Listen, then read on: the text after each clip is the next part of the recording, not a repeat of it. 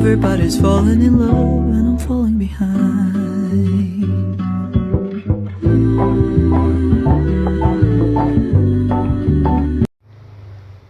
Assalamualaikum warahmatullahi wabarakatuh. Perkenalkan, saya Ayu Anggreni dengan NIM 2103288.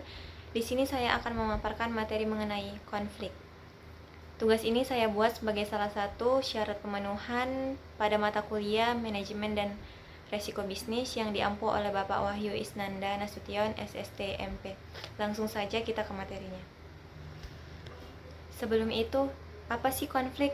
Konflik dalam konteks yang digunakan mengacu pada pertentangan orang atau kekuatan yang menimbulkan ketegangan. Hal ini terjadi ketika dua pihak atau lebih, kelompok, individu atau organisasi memahami tujuan atau peristiwa. Menurut Egan dan Jen, konflik diartikan sebagai ketidakpastian mengenai tujuan atau cara mencapai tujuan tersebut. Hal ini dapat dipandang sebagai eksitasi simultan dari dua atau lebih motif yang tidak sesuai. Pendekatan rutin lainnya terhadap konflik adalah seseorang yang menghalangi orang lain untuk mencapai tujuannya.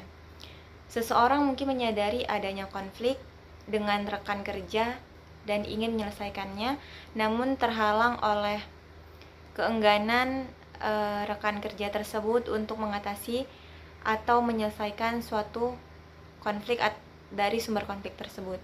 Kemudian selanjutnya, apa sih yang menyebabkan konflik-konflik itu bisa terjadi? Ada beberapa sumber konflik. Yang pertama, nilai. Menurut Furlong, perbedaan nilai-nilai kehidupan mencakup hal yang berlaku secara umum seperti perbedaan nilai yang bersumber dari agama, kepercayaan, moral, etika, norma, adat istiadat, budaya, serta perbedaan nilai yang berlaku dalam organisasi. Aturan-aturan spesifik yang mengatur tata tertib cara berorganisasi ketika nilai yang diyakini oleh pihak yang berkonflik berbeda dengan cara pandang. Perbedaan ini akan menimbulkan konflik. Contohnya kayak dalam sebuah organisasi nirlaba atau keuntungan, ada perbedaan pendapat antara anggota dewan direksi tentang apakah organisasi tersebut harus mengutamakan keuntungan finansial atau memprioritaskan kepentingan masyarakat. Biasanya konflik timbul karena adanya perbedaan-perbedaan nilai antara anggota dewan. Kemudian sumber konflik yang selanjutnya yaitu ada relasi atau hubungan, trigger atau kecaman atau pemicu dari konflik yang bersumber pada hubungan yang negatif dan buruk di masa lalu. Ini akan menimbulkan bibit-bibit konflik serta persepsi negatif atau stereotip. Hubungan yang negatif antara individu atau kelompok ini akan membakar amarah dan menyebabkan konflik. Biasanya konflik semacam ini seringkali timbul karena adanya perbedaan kepribadian, gaya, komunikasi, atau riwayat konflik sebelumnya. Misalnya seperti dua rekan dalam suatu perusahaan sebagai partner kerja yang memiliki sejarah perselisihan pribadi yang belum terselesaikan sebelumnya. Jadi mereka ini ada konflik pribadi sebelumnya gitu. Ketika mereka harus bekerja dalam suatu proyek yang baru, ketegangan dalam konflik sebelumnya dapat mempengaruhi kerja mereka dan memicu konflik yang baru karena adanya konflik sebelumnya gitu. Yang ketiga, sumber konflik selanjutnya ada data. Konflik data terjadi ketika informasi yang diberikan oleh satu pihak tidak sesuai dengan informasi yang diberikan oleh pihak lain, atau ketika data yang diinterpretasikan atau dijabarkan mungkin dengan cara yang berbeda. Hal ini sering kali disebabkan oleh perbedaan dalam metode pengumpulan data atau interpretasi yang subjektif. Contoh dari konflik yang berasal dari sumber data ini, misalnya dalam sebuah perusahaan, manajer pemasaran mungkin menggunakan data penjualan untuk mendukung argumen bahwa produk baru sedang sukses. Sementara manajemen produksi menggunakan data yang sama untuk menunjukkan bahwa stok produk tidak mencukupi untuk memenuhi permintaan pelanggan. Jadi mereka menggunakan dua data yang sama sehingga terjadilah timbul konflik. Kemudian sumber yang selanjutnya yaitu kepentingan. Kepentingan dapat bersumber dari kebutuhan, keinginan, harapan yang berbeda satu sama lain, sehingga dapat menimbulkan konflik itu terjadi. Kepentingan ini juga dapat berupa kontestasi kepentingan antara individu atau kelompok baik secara emosional, prosedural maupun substansi. Konflik kepentingan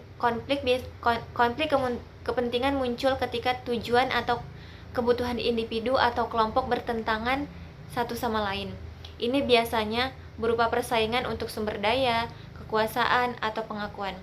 Contoh dari sumber konflik ini, misalnya dalam sebuah tim proyek, anggota tim mungkin memiliki kepentingan yang bertentangan dalam mengalokasikan dana atau anggaran proyek. Misalnya bagian pemasaran mungkin ingin mengalokasikan lebih banyak dana untuk promosi produk, sementara bagian produksi mungkin ingin mengalokasikan dana lebih banyak untuk meningkatkan kualitas produk. Kemudian sumber konflik lainnya yaitu struktural. Konflik struktural berkaitan dengan masalah dalam struktur organisasi atau sistem yang menyebabkan ketidaksetaraan atau ketidakadilan. Biasanya ini berkait dengan distribusi kekuasaan, hierarki atau tingkatan-tingkatan atau kebijakan dari sebuah organisasi itu. Contoh dari konflik struktural ini misalnya dalam sebuah perusahaan dengan struktur hierarki yang kuat, karyawan di tingkat bawah mungkin merasa tidak dihargai atau kurang memiliki kontrol atas pekerjaan mereka. Misalnya mereka kerja di luar batas waktu pekerjaan. Biasanya hal ini menyebabkan ketidakpuasan dan konflik dengan manajemen yang memegang kekuasaan yang lebih besar. Kemudian isi konflik atau konten. Konflik ini terjadi ketika individu tidak setuju tentang cara menangani masalah tertentu. Misalnya bisa berkisar pada perbedaan pendapat tentang strategi bisnis, kebijakan organisasi, atau pilihan nilai yang bertujuan. Kemudian yang dalam hal lain misalnya sumbernya kekuasaan. Konflik kekuasaan terjadi ketika individu atau kelompok bersaing untuk mempertahankan atau memperluas kekuasaan mereka. Biasanya ini terjadi dalam berbagai konteks, termasuk di tempat kerja, dalam hubungan interpersonal, ataupun dalam konteks politik. Kemudian konteks ini lebih sering muncul karena keinginan untuk mengendalikan sumber daya, pengambilan keputusan, atau mengatur perilaku orang lain. Jadi mereka ini ingin menguasai suatu organisasi itu karena mereka menganggap bahwa mereka mempunyai kekuasaan yang lebih gitu. Misalnya contohnya nih, dalam sebuah tim proyek, manajer yang berusaha mempertahankan kekuasaan penuh atas pengambilan keputusan proyek dapat bertentangan dengan anggota tim yang lebih memiliki banyak otonomi atau kekuasaan dan kontrol atas bagian proyek yang mereka tangani. Kemudian sumber konflik lainnya yaitu berasal dari sumber daya. Biasanya konflik sumber daya ini terjadi ketika individu atau kelompok bersaing untuk mendapatkan akses atau kontrol terhadap sumber daya yang terbatas. Sumber daya itu bisa berbentuk uang, waktu, ruang, teknologi, atau hal-hal yang dianggap berharga dan diperlukan untuk mencapai tujuan tertentu. Misalnya di sebuah organisasi nih, konflik bisa timbul antara departemen yang bersaing untuk mendapatkan anggaran yang terbatas untuk keperluan operasional mereka, seperti pemasaran yang membutuhkan lebih banyak dana untuk kampanye atau pengembangan produk yang membutuhkan investasi dalam riset dan pengembangannya. Sumber konflik lainnya yaitu perbedaan tujuan. Konflik perbedaan tujuan muncul ketika individu atau kelompok memiliki visi, misi atau tujuan yang berbeda. Perbedaan ini bisa berkaitan dengan prioritas, strategi, atau hasil yang diharapkan, yang mengarah pada kesulitan dalam mencapai kesepakatan atau kompromi. Misalnya, dalam sebuah tim proyek, anggota tim mungkin memiliki pandangan yang berbeda dengan arah dan tujuan dari proyek tersebut. Seorang tim mungkin menyelesaikan proyek sesuai jadwal dan anggaran yang ditetapkan.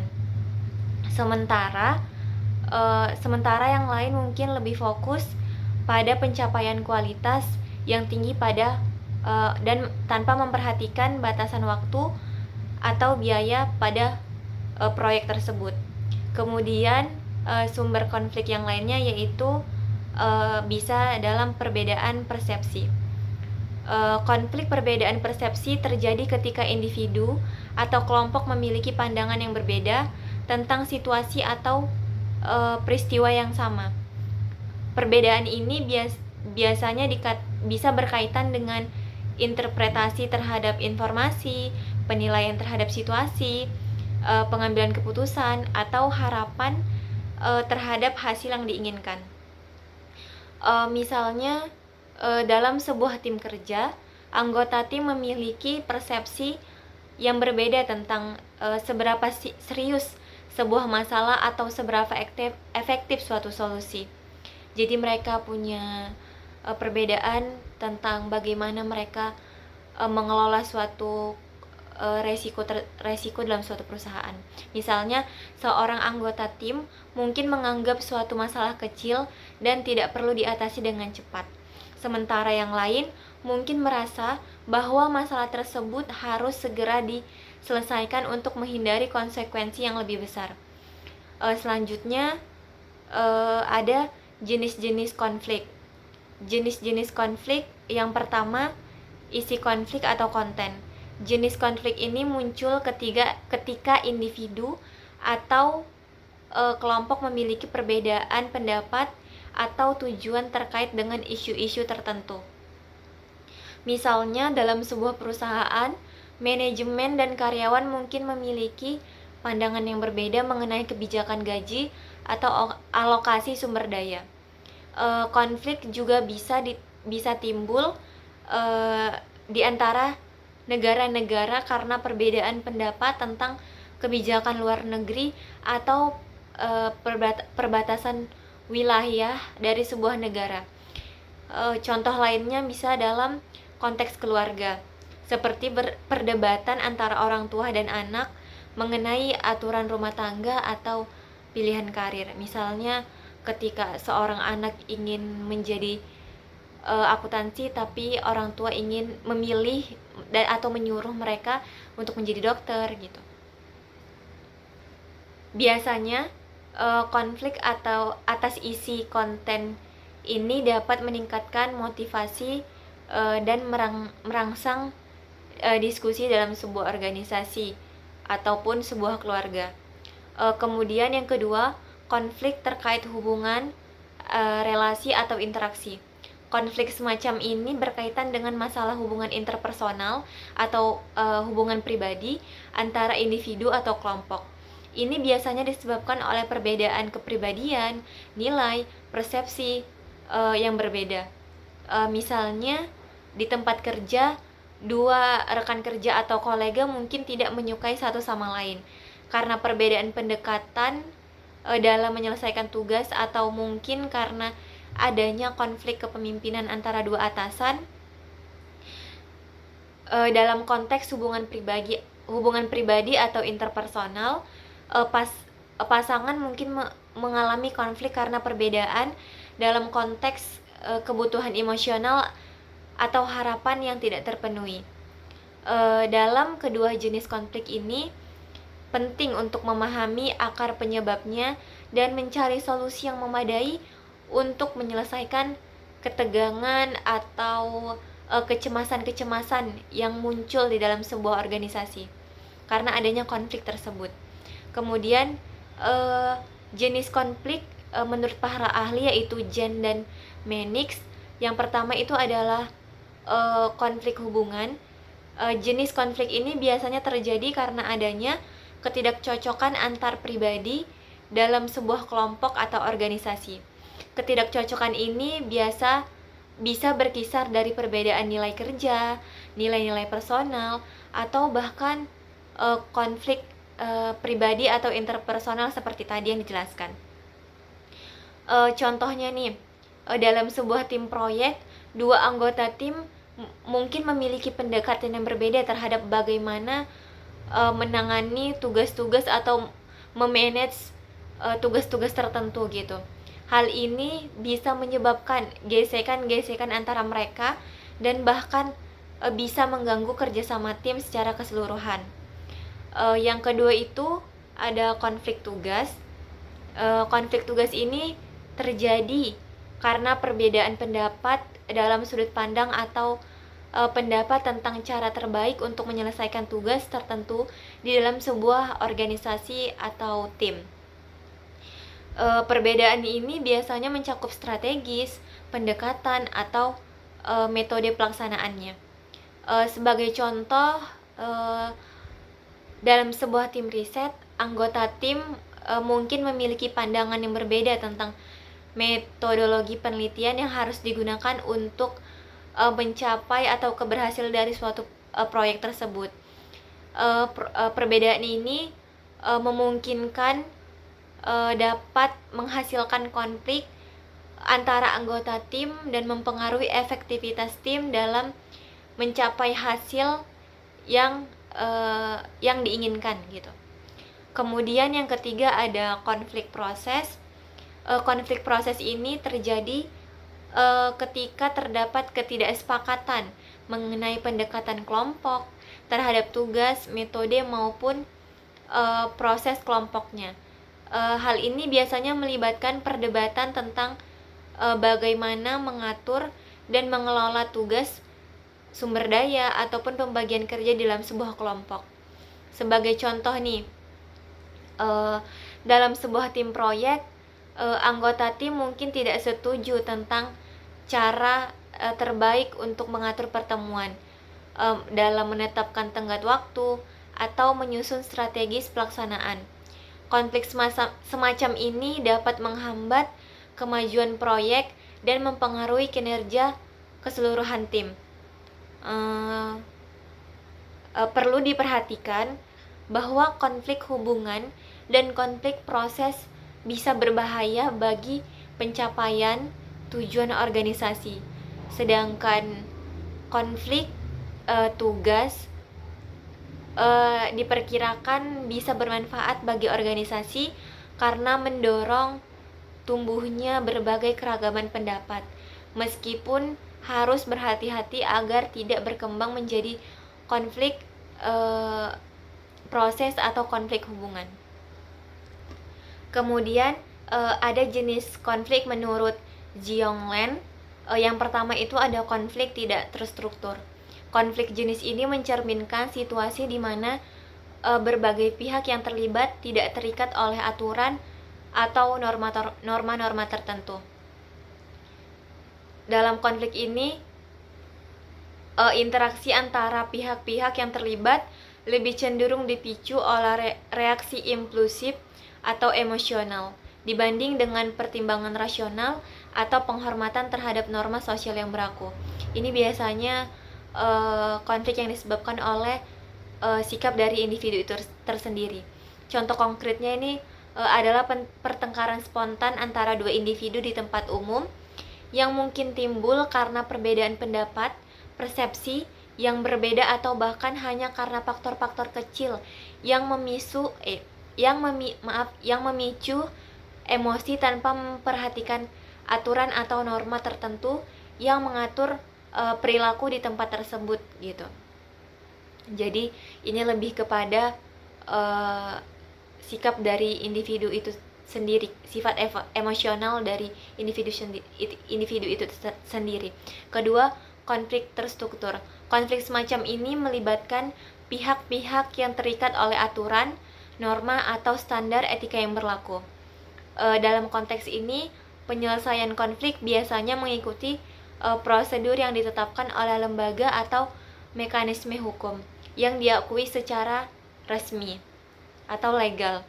Contohnya yang sering terjadi adalah konflik hukum, di mana dua pihak yang berselisih menggunakan sistem peradilan untuk menyelesaikan perselisihan mereka.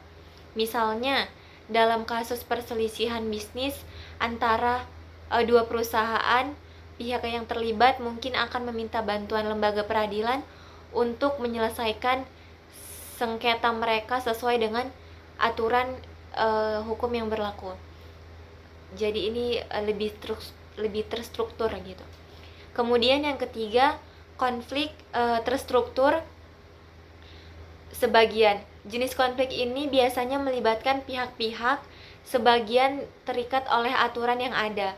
Namun, terkadang emosi tidak terkontrol dan dapat menyelesaikan penyelesaian konflik secara rasional.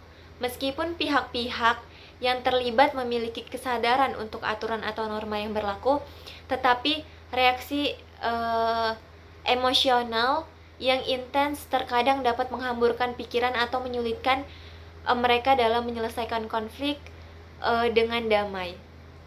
Jadi mereka ini sebagian gitu, mereka ada norma yang berlaku namun tetap pakai emosi mereka gitu.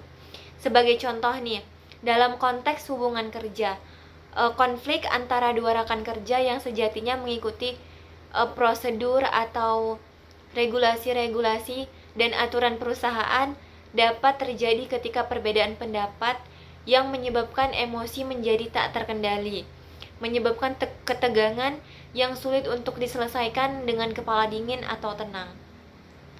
Kemudian konflik yang selanjutnya yaitu konflik revolusioner. Apa sih konflik revolusioner ini? Konflik revolusioner adalah bentuk ekstrim dari konflik yang tidak terstruktur. Konflik ini terjadi dalam skala besar dan tidak terlihat oleh peraturan waktu, budaya, mitos, atau pandangan yang sama. Biasanya konflik revolusioner ini mencakup perubahan besar dalam struktur sosial ataupun politik dari suatu organisasi atau sebuah negara, dengan tujuan untuk menggulingkan pemerintahan atau kebijakan yang ada dan membawa perubahan yang mendalam dari sebuah tata kelola organisasi atau negara. Contohnya nih, dalam revolusi politik seperti revolusi Prancis atau revolusi Rusia, di mana masa masyarakat turun ke jalan untuk menentang pemerintahan tanpa mematuhi aturan atau norma-norma yang berlaku pada saat itu. Revolusi semacam ini seringkali dipicu oleh ketidakpuasan masyarakat atau massal terhadap baik itu kondisi sosial, ekonomi maupun politik yang ada, dan mencari perubahan yang radikal melalui kekuatan rakyat yang terorganisir, seperti adanya demokrasi gitu. Ada beberapa lagi jenis konflik menurut para ahli, diantaranya konflik interpersonal. Biasanya konflik ini terjadi di antara individu-individu dalam suatu organisasi, mungkin karena perbedaan dalam nilai-nilai, sikap, atau tujuan pribadi mereka. Misalnya konflik timbul antara dua karyawan karena perbedaan pendapat dalam pendekatan terhadap suatu proyek, atau karena kurangnya pemahaman terhadap kebutuhan atau preferensi atau pandangan satu sama lain. Kemudian ada konflik antara kelompok. Konflik semacam ini muncul ketika ada persaingan atau ketegangan antara dua kelompok atau lebih dalam organisasi. Sumber konflik bisa berasal dari persaingan sumber daya, perbedaan kepentingan, atau pandangan yang berbeda tentang bagaimana tujuan yang sama dapat tercapai gitu. Kemudian sebagai contohnya nih, misalnya departemen penjualan dan departemen produksi mungkin bertentangan terkait dengan target penjualan yang tinggi, namun tidak realistis yang diberikan oleh manajemennya. Kemudian ada konflik antar fungsi. Biasanya konflik antar fungsi ini terjadi karena unit-unit atau departemen-departemen fungsional dalam organisasi. Ini bisa terjadi ketika satu departemen menganggap bahwa tujuan atau kebutuhan fungsi lebih penting daripada yang lain, atau kebutuhan-kebutuhan yang lainnya. Dan ketika tidak berkoordinasi yang memadai antara mereka, misalnya nih, konflik sering terjadi antara departemen pemasaran yang ingin meningkatkan penjualan dengan departemen produksi yang ingin mengurangi biaya-biaya produksi gitu. Jadi mereka tuh ada dua pandangan yang berbeda gitu, ada dua tujuan yang berbeda gitu. Kemudian yang selanjutnya ada konflik antara atasan dan bawahan. Ini adalah konflik yang muncul antara biasanya manajer dan karyawan di bawah mereka. Sumber konflik ini biasanya berasal dari gaya kepemimpinan yang berbeda, harapan yang tidak realistis, atau ketidakcocokan dalam komunikasi. Contoh konflik seperti ini termasuk perasaan ketidakadilan dalam penilaian kinerja atau kebijakan yang dianggap tidak adil oleh bawahan karena mereka berpikir bahwa manajer ini bertindak seenak-enaknya gitu. Kemudian konflik antara individu dan organisasi. Konflik semacam ini biasanya terjadi ketika seseorang anggota organisasi merasa tidak puas dengan kebijakan, prosedur, atau budaya organisasi yang ada di suatu perusahaan atau organisasi. Ini biasanya berkisar dengan ketidaksetujuan dengan kebijakan perusahaan hingga ketidakcocokan nilai-nilai individu dengan nilai-nilai organisasi gitu.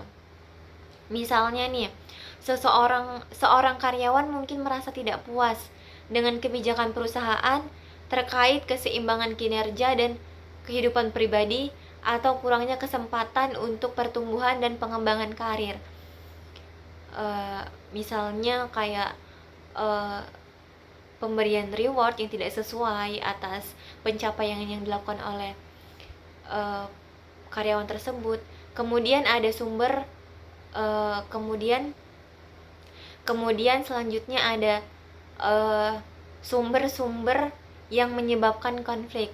Biasanya sumber-sumber lain itu yang pertama superioritas atau konflik seringkali muncul ketika seseorang atau kelompok merasa memiliki superioritas atas yang lain dalam hal pengetahuan, keterampilan, atau kekuasaan yang dapat memunculkan perilaku dominan atau merendahkan orang lain gitu. Sebagai contoh nih, dalam lingkungan kerja, seorang atasan yang merasa lebih superior mungkin lebih cenderung mengabaikan masukan atau ide-ide dari bawahan yang kemudian menyebabkan ketidakharmonisan dalam tim dan menurunkan produktivitas dalam suatu organisasi. Misalnya manajer ini berpikir bahwa mereka tuh lebih tahu dari segala-galanya dibanding bawahan tadi. Kemudian dalam tingkat individu, misalnya keyakinan rasa superior tingkat individu ini berkisar pada keyakinan abadi seseorang bahwa ia lebih baik daripada orang lain dalam hal-hal penting. Kelompok sikap yang umumnya dikaitkan dengan keyakinan ini mencakup rasa istimewa, kelayakan, dan hak. Kemudian dalam tingkat kelompok nih, rasa superior ini dalam kelompok biasanya mencakup keyakinan bersama tentang superioritas moral, pemilihan, hak atau takdir khusus yang berlaku pada kelompok tersebut. Kemudian sumber konflik yang selanjutnya ada ketidakadilan. Ketidakadilan ini seringkali menjadi pemicu atau trigger utama konflik ketika seseorang atau kelompok merasa diperlakukan secara tidak adil dalam keputusan atau perlakuan yang diberikan oleh pihak lain. Misalnya nih, sebagai contoh, dalam konteks sosial, ketidakadilan dalam distribusi sumber daya atau kesempatan dapat menyebabkan ketegangan antara kelompok-kelompok yang merasa diabaikan atau didiskriminasi gitu. Kemudian pada tingkat individu nih, seperti penganiayaan yang dirasakan oleh orang lain atau oleh dunia pada umumnya. Misalnya pola pikir ini dapat menyebabkan individu untuk mengidentifikasi sesuatu sebagai tidak adil, dan disayangkan adalah konflik yang ditimbulkan dari rasa ketidakadilan ini sering menyebabkan keterlibatan individu atau kelompok secara tidak tepat dan melakukan tindakan pembalasan yang tidak tepat pula gitu. Kemudian pada tingkat kelompok ini, misalnya pandangan-pandangan kelompok atas ketidakadilan yang mencerminkan keyakinan di dalam kelompok bahwa mereka memiliki keluhan yang signifikan atau penting dan sah secara ilegal terhadap kelompok lain. Pola pikir ini dapat memobilisasi atau mengatur gitu pemberontakan kolektif yang kuat dan keras, terutama karena persepsi bersama tentang ketidakadilan biasanya meningkatkan identifikasi dan kesetiaan yang dirasakan individu terhadap kelompok mereka. Kemudian sumber konflik yang selanjutnya itu adanya kerentanan. Kerentanan itu adalah konflik yang sering muncul di lingkungan yang rentan terhadap ketidakpastian, ketidakstabilan atau tekanan-tekanan eksternal atau tekanan dari luar nih. Situasi ini biasanya dipicu oleh faktor ketidakmampuan untuk memenuhi kebutuhan dasar, ketidakpastian konflik, atau bencana alam. Sebagai contoh nih, di dalam daerah yang rentan terhadap bencana, ketegangan antara individu atau kelompok dapat meningkat karena persaingan untuk sumber daya yang terbatas dan ketidakpastian yang akan mungkin terjadi di antara masa depan mereka ini merebutkan tempat yang layak tadi gitu. Pada tingkat individu ini, seperti keyakinan inti dari kerentanan biasanya berkisar pada keyakinan seseorang bahwa ia terus-menerus dalam hidup dalam bahaya gitu. Kerentanan ini melibatkan persepsi seseorang tentang dirinya sebagai subjek bahaya internal ataupun eksternal kurang terkendali atau tidak cukup untuk memberi rasa aman. Kemudian dalam tingkat kelompok, seperti halnya dalam kerentanan tingkat individu, ini hadir dalam pandangan rasa kerentanan kolektif yang sekali lagi tampaknya tumbuh berkembang di antara kelompok etnis gitu. Ketakutan tentang masa depan adalah penyebab paling umum dari konflik etnis dan seringkali menghasilkan kekerasan atau ancaman-ancaman yang meningkat. Kemudian ada ketidakpercayaan. Ketidakpercayaan ini muncul ketika individu atau kelompok merasa bahwa pihak lain tidak dapat diandalkan dan memiliki motif tersembunyi yang bertentangan dengan kepentingan mereka. Jadi suatu kelompok ini tidak percaya dengan kelompok lain, bahwa baik itu dari gagasan, prinsip, ataupun proses pelaksanaan dalam suatu organisasi. Biasanya hal ini dapat terjadi karena pengalaman masa lalu atau persepsi tentang perilaku yang tidak konsisten. Sebagai contoh nih, dalam hubungan antar negara, ketidakpercayaan terhadap niat dan tindakan-tindakan masing-masing pihak dapat memperburuk ketegangan dan memicu konflik diplomatik atau bahkan konflik bersenjata. Misalnya kasus pada konflik Rusia terhadap Ukraina gitu. Pada tingkat individu, peran dari rasa ketidakpercayaan ini berfokus pada dugaan permusuhan dan niat menfitnah orang lain.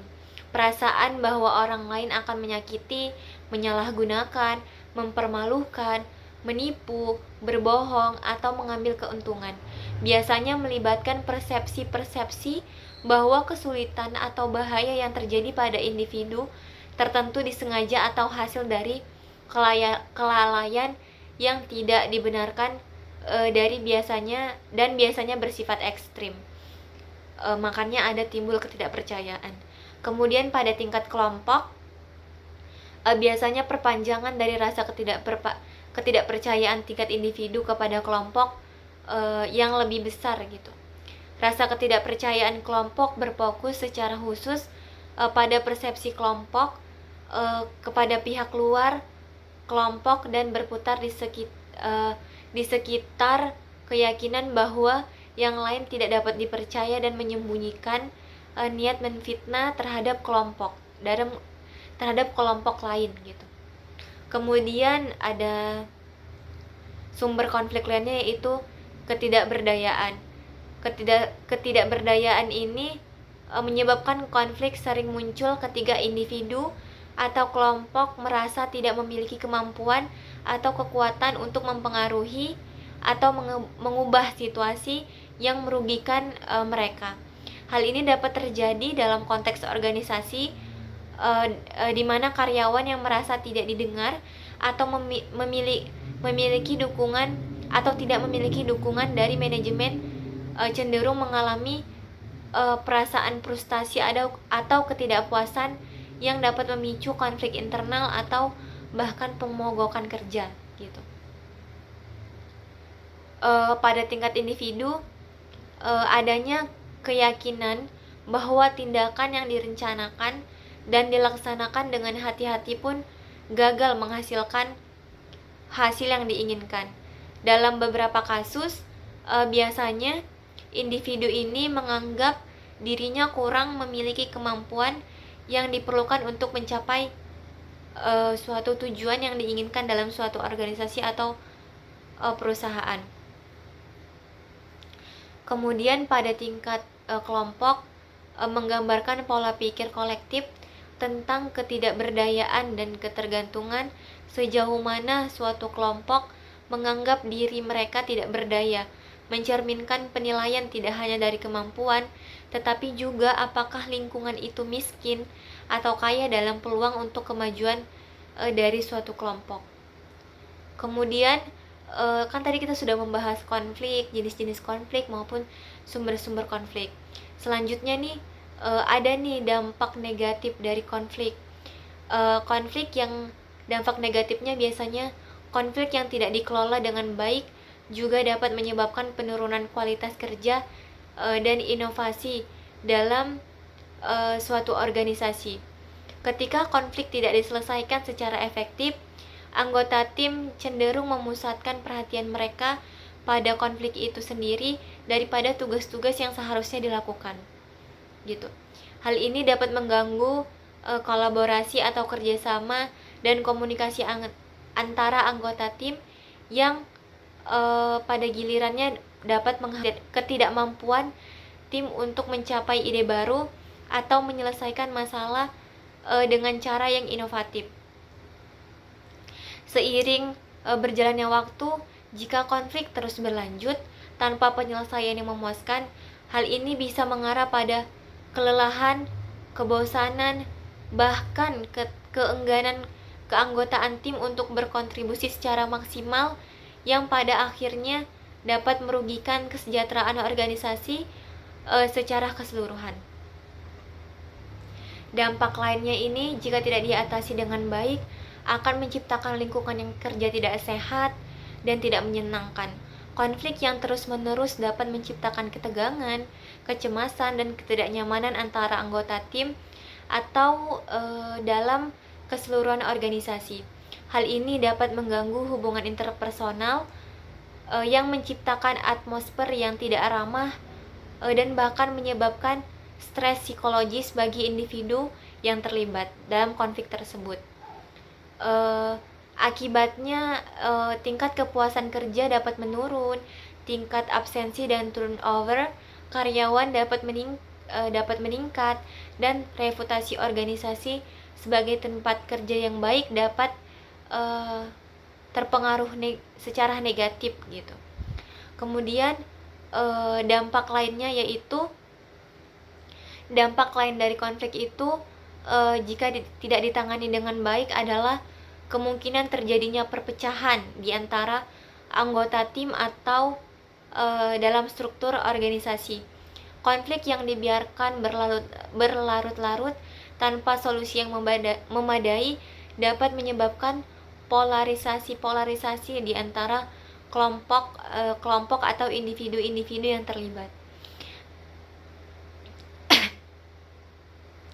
Hal ini dapat memicu pembentukan aliansi atau kubu-kubu yang saling bersaing, bahkan memperkuat perpecahan yang ada. Akibatnya kerjasama antar departemen atau divisi dalam organisasi dapat terganggu. Komunikasi antara unit kerja dapat terhambat dan koordinasi antar tim dapat menurun.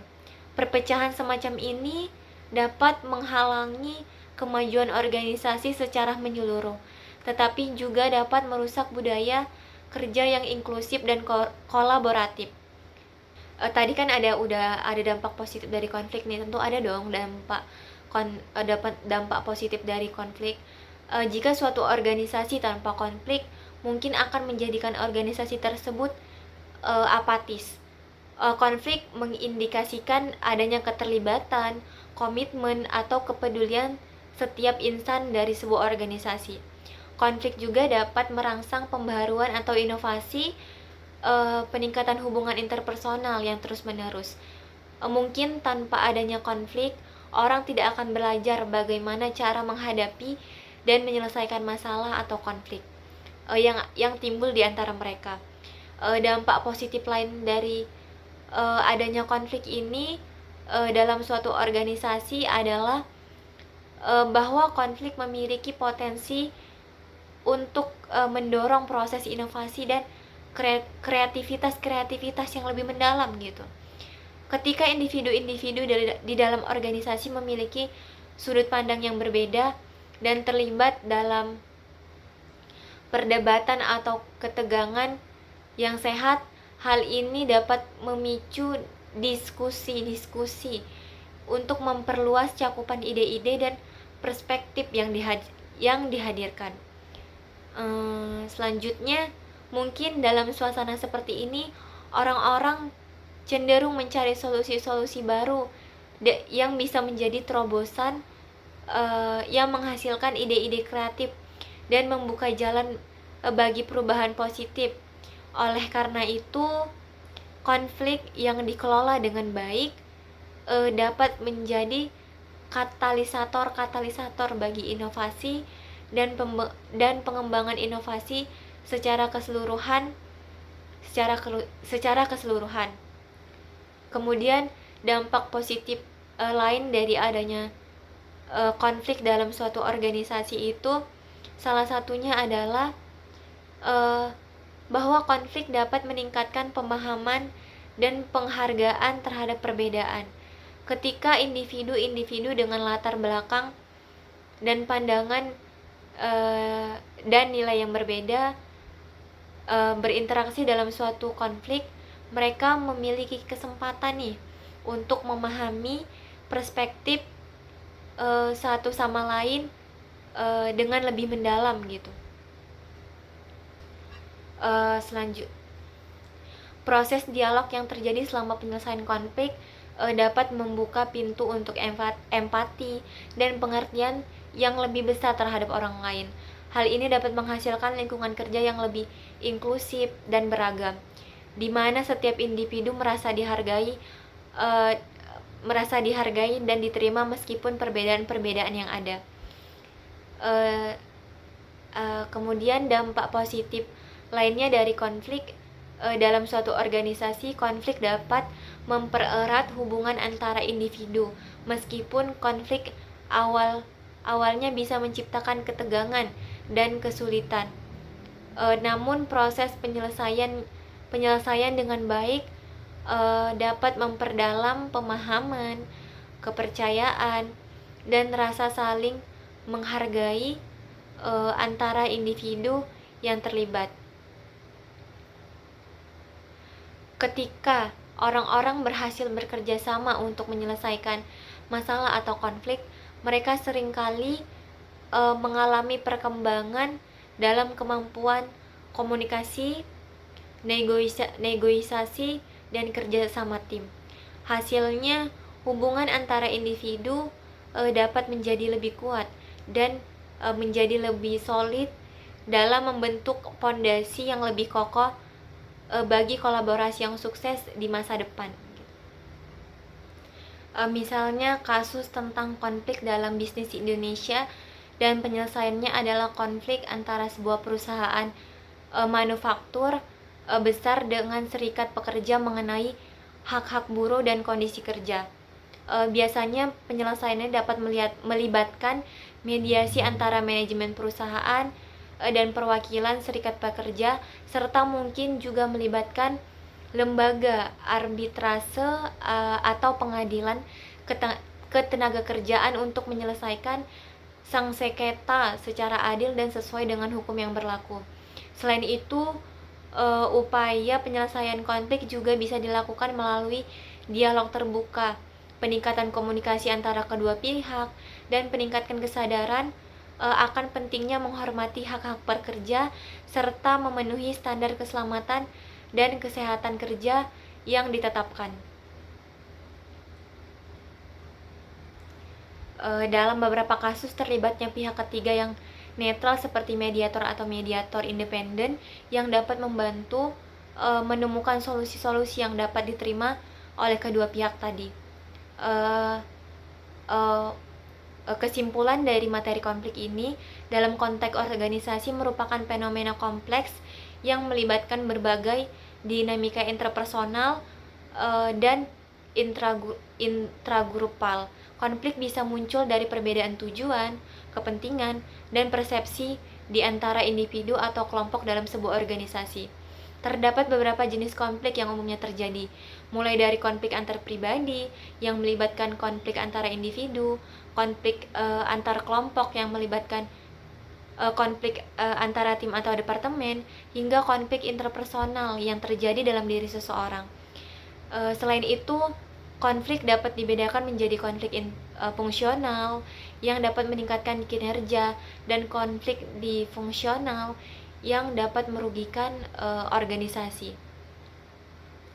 Sumber konflik dapat berasal dari berbagai faktor, termasuk tadi perbedaan dalam penugasan tugas, peran, struktur, organisasi, kebijakan, atau preferensi individu. Selain itu, faktor-faktor eksternal seperti persaingan, pasar, perubahan lingkungan bisnis, dan tekanan dari pihak eksternal juga dapat menjadi sumber konflik dalam suatu organisasi. Dampak konflik dalam suatu organisasi sangatlah beragam. Dampak konflik yang dikelola dengan baik dapat mendorong timbulnya diskusi terbuka, pemecahan masalah kreatif, inovasi, dan perubahan positif. Namun jika tidak ditangani dengan baik dan tepat, konflik dapat menyebabkan penurunan produktivitas, peningkatan tingkat absensi, kerugian finansial, penurunan moral, atau pecahnya hubungan kerja yang penting. Oleh karena itu, manajemen konflik yang efektif menjadi kunci dalam meminimalkan dampak negatif dan memaksimalkan potensi positif dari konflik dalam konteks organisasi. Ini melibatkan pengenalan, pencegahan, penanganan, penyelesaian konflik secara proaktif, serta pembangunan budaya organisasi yang menghargai kerjasama, komunikasi terbuka, dan penyelesaian konflik yang adil dan berkelanjutan. Mungkin itu saja yang dapat saya sampaikan mengenai pemaparan materi tentang konflik. Lebih dan kurangnya saya mohon maaf. Sekiranya apa yang dapat saya sampaikan semoga menjadi bermanfaat bagi saya sendiri atau bagi yang mendengarkan. Saya sudahi. Wassalamualaikum warahmatullahi wabarakatuh.